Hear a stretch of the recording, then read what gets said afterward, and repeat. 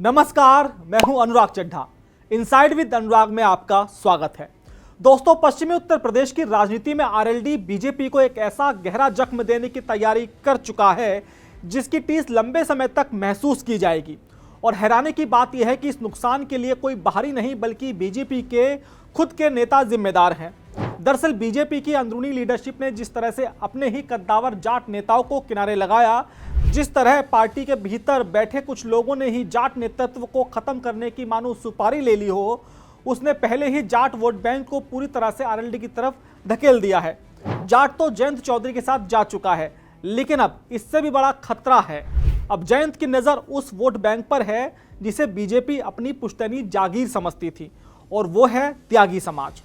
पश्चिमी यूपी में जाटों के खिसकने के बाद त्यागी समाज ही बीजेपी का बचा कुचा वोटर है और जिसे मजबूत किले के रूप में माना जाता है, जिस पर पार्टी को बहुत ज़्यादा गुमान था और अभी तक है भी।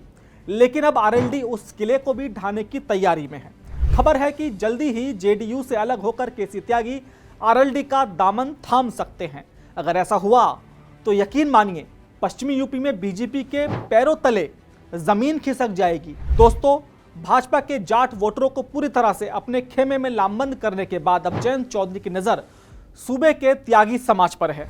वो त्यागी समाज जिसने हर अच्छे बुरे वक्त में बीजेपी का झंडा उठाया, लेकिन जल्दी ही आपको यह समाज आरएलडी का झंडा मजबूत करते हुए दिखाई दे सकता है, क्योंकि जयंत चौधरी बखूबी जानते हैं कि बीजेपी के अंदर इस समाज की उपेक्षा की खबरें दबी जुबान से चल रही हैं। ऐसे में अगर देश के सबसे बड़े त्यागी चेहरों में से एक केसी त्यागी को आरएलडी में शामिल कर लिया जाता है तो बीजेपी के पास पश्चिमी यूपी में अपना कहने के लिए कोई बड़ा जनाधार नहीं बचेगा। जयंत चौधरी भले ही एनडीए का हिस्सा हैं, लेकिन राजनीति में अपनी ताकत बढ़ाना ही सबसे बड़ा धर्म है।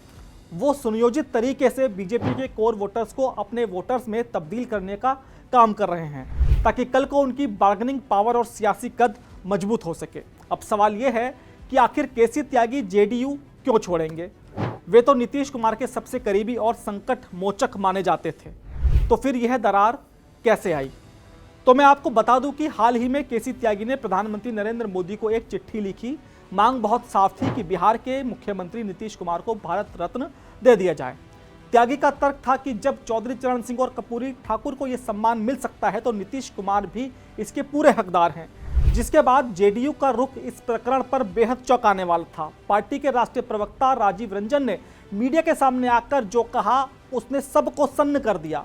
राजीव रंजन ने दो टूक कहा, यह केसी त्यागी की निजी राय है, पार्टी का इससे कोई लेना देना नहीं है। इतना ही नहीं, उन्होंने आगे बेहद तल्ख लहजे में कहा कि त्यागी जी का अब जेडीयू के मामलों से कोई संबंध नहीं है, वे पार्टी में भी हैं या नहीं ये भी कन्फर्म नहीं है। राजीव रंजन के इस बयान के बाद से ही सियासी गलियारों और सोशल मीडिया पर यह चर्चा तेज हो गई कि शायद त्यागी और जेडीयू का सफर खत्म हो चुका है। जब हमारी टीम ने जेडीयू के अन्य प्रवक्ताओं से बात करने की कोशिश की तो वे भी कन्नी काटने लगे। किसी ने स्पष्ट रूप से नहीं कहा कि उन्हें निकाला गया है या वो पार्टी के अंदर भी हैं। अब आप समझिए कि केसी त्यागी जेडीयू में हैं तो कम से कम जवाब तो देना चाहिए उनको, लेकिन उन्होंने कहा कि हमें इस बारे में कुछ भी नहीं पता, क्योंकि पार्टी की तरफ से आधिकारिक पत्र आया नहीं है। इन बयानों के बाद से ही ये माना जा रहा है कि हो सकता है केसी त्यागी जेडीयू से छुट्टी लेकर आरएलडी का दामन थाम ले। ऐसे में सवाल उठना लाजमी है कि आरएलडी ही क्यों, सपा या कांग्रेस क्यों नहीं? इसका जवाब इतिहास के पन्नों में छिपा है। केसी त्यागी की आरएलडी में वापसी का कोई नया प्रयोग नहीं है, बल्कि एक तरह से घर वापसी है। केसी त्यागी राजनीति में किसी और को नहीं बल्कि किसानों के मसीहा चौधरी चरण सिंह को अपना राजनीतिक पिता और गुरु मानते हैं। उन्होंने अपनी राजनीति का कहरा चौधरी साहब से ही सीखा था। बहुत कम लोगों को पता होगा कि केसी त्यागी लंबे समय तक चौधरी चरण सिंह के मीडिया सलाहकार भी रहे हैं। उन्होंने चौधरी साहब के विचारों और नीतियों को जिया है। इतना ही नहीं, 1984 के लोकसभा चुनाव को याद कीजिए। उस वक्त केसी त्यागी ने लोकदल, जो अब राष्ट्रीय लोकदल बन चुका है, उसके टिकट पर ही हापुड़ गाजियाबाद सीट से चुनाव लड़ा था। यानी आरएलडी उनका पुराना घर है और उनकी पुरानी पिच भी है। आज जब जयंत चौधरी उसी विरासत को आगे बढ़ा रहे हैं तो केसी त्यागी के लिए वहां जाना सबसे सहज और स्वाभाविक कदम है। ऐसे में त्यागी का जयंत चौधरी के साथ आना पश्चिमी यूपी के सियासी ताने बाने को कैसे बदलेगा, उस समीकरण को समझते हैं। आरएलडी, जो स्वाभाविक रूप से जाटों की पार्टी मानी जाती रही है, उस छवि को तोड़ने के लिए पार्टी में पहले से ही त्रिलोक त्यागी मौजूद हैं, जो राष्ट्रीय महासचिव हैं और समाज में अच्छी पकड़ भी रखते हैं। अब जरा सोचिए, एक तरफ त्रिलोक त्यागी जो संगठन के आदमी हैं, दूसरी तरफ केसी त्यागी जो त्यागी समाज का बौद्धिक चेहरा और ओजस्वी आवाज है। केसी त्यागी की समाज में इतनी इज्जत है कि उनकी बात को कोई काटता नहीं है। गाजियाबाद, मेरठ, मुजफ्फरनगर, अमरोहा और बागपत, इस पूरी बेल्ट में त्यागी समाज का वोट निर्णायक होता है। जब यह डबल इंजन केसी त्यागी और त्रिलोक त्यागी आरएलडी के मंच पर एक साथ खड़ा होगा तो त्यागी समाज के पास बीजेपी के साथ रहने का कोई कारण नहीं बचेगा। समाज ये देखेगा कि हमारे सबसे बड़े नेता तो जयंत चौधरी के साथ खड़े हैं, यह आरएलडी को एक बूस्टर डोज देने का काम करेगा। यह जाट और त्यागी का एक ऐसा अभेद्य गठजोड़ बनेगा जिसे भेद पाना बीजेपी के लिए नामुमकिन होगा। इस पूरे घटनाक्रम का सबसे दिलचस्प पहलू यह है कि यह सब कुछ एनडीए गठबंधन के अंदर रहते हुए हो रहा है। जयंत चौधरी एक बहुत मंझे हुए खिलाड़ी की तरह हर चाल चल रहे हैं। ऊपरी तौर पर देखें तो जयंत चौधरी बीजेपी के साथ हैं, केंद्र में मंत्री हैं, लेकिन जो ज़मीनी हकीकत है वो बीजेपी के बेस वोटर को भीतर ही भीतर खोखला करना, और वो कर भी रहे हैं। जब समाज के इतने बड़े नेता आरएलडी के साथ होंगे तो त्यागी समाज हो या जाट समाज, सभी का मोह भाजपा से भंग अपने आप हो जाएगा।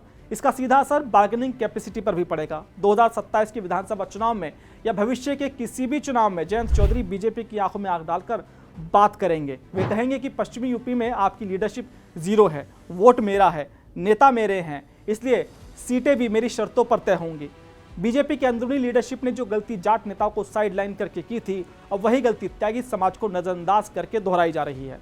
इसका सीधा फायदा आरएलडी उठा रही है। बीजेपी के लिए अब यह है सांप छछूंदर वाली स्थिति हो गई है। वे जयंत का विरोध नहीं कर सकते क्योंकि वो उनके सहयोगी हैं, और अपने वोट बैंक को खिसकते हुए देखने के अलावा उनके पास कोई और चारा भी नहीं है। तो दोस्तों, जेडीयू के भारत रत्न वाले प्रकरण के बाद अगर केसी त्यागी की ये घर वापसी होती है तो पश्चिमी उत्तर प्रदेश में बीजेपी पूरी तरह से जयंत चौधरी की बैसाखी पर आ जाएगी। बीजेपी के अंदरूनी कलह और अपने ही नेताओं को खत्म करने की रणनीति ने आज आरएलडी को इतना ताकतवर बना दिया है कि वह एनडीए में रहकर भी बीजेपी के अस्तित्व को चुनौती दे रही है। दोस्तों, मेरा ये विश्लेषण आपको कैसा लगा कमेंट बॉक्स में जरूर लिखकर बताइएगा। साथ ही साथ मेरे चैनल को सब्सक्राइब करना आप बिल्कुल मत भूलिएगा। तो दोस्तों, आपसे मुलाकात होगी किसी दूसरी खबर के साथ। नमस्कार।